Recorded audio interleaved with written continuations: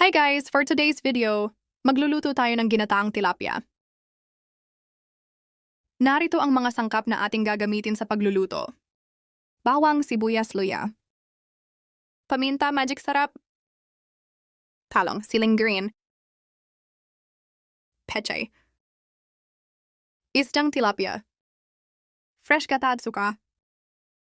Una, ipapaksiw muna natin ang tilapia, kaya maglalagay tayo ng sibuyas sa kawali. Then bawang, luya o ginger.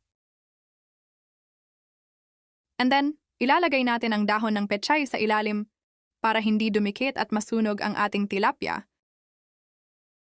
Yes, ganito po ako magginataan ng isda, pinapaksiw ko muna. And then, ilagay na natin ang mga tilapia. At pagtapos nating ilagay ang mga tilapia, lalagyan ulit natin ito ng bawang, sibuyas at luya sa ibabaw. Hinati ko nga pala ang mga sangkap kanina para may mailagay tayo para sa ilalim at sa ibabaw. Sunod naman natin ilagay ang mga natirang pechay sa mga gilid at sa ibabaw. Then ilagay na natin ang mga talong. Hinati ko lang ang mga talong sa gitna para hindi madurog at para masiguro na rin natin na walang bulok sa loob nito.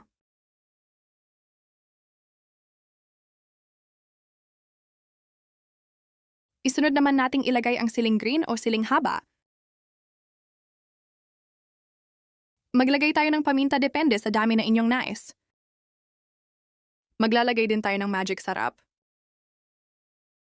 Siyempre hindi kompleto ang paksiw kung walang suka.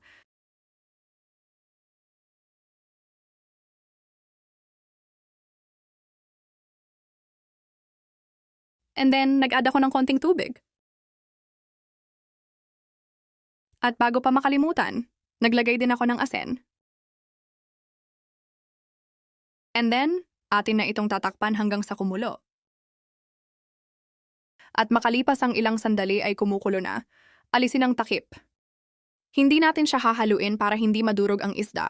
Tinikman ko ito, at matabang ito sa aking panlasa, kaya nagdagdag ako ng konting patis. And then, muli ko itong tinakpan para medyo matuyo ang sabaw. Makalipas ang ilang sandali ay kumukulo na, alisin ang takip. Konti na lang ang kanyang sabaw kaya ilalagay na natin ang gata. Gata ang ginamit ko dito dahil medyo marami ang ating tilapia.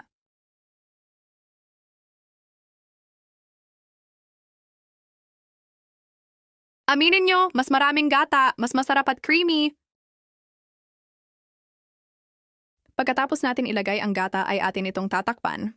Note, dapat ay mahina na ang ating apoy oras na nailagay na natin ang gata.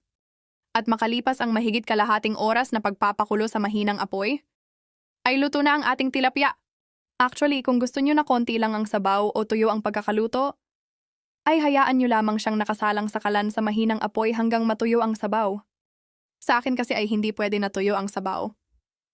Dahil ang aking mga junakis ay maghahanap ng sabaw. Thank you for watching. GoPads TV, like, follow, and share.